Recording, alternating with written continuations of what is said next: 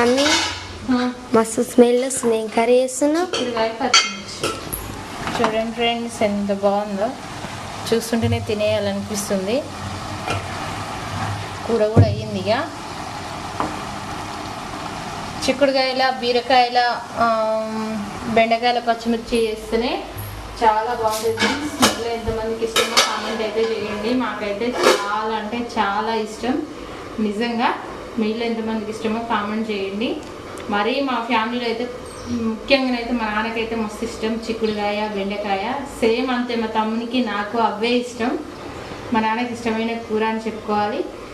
మా నాన్నకి ఇష్టమైన కూర ఏంటంటే మళ్ళీ ఏమంటుంది అది, పొట్లకాయ, పొట్లకాయ,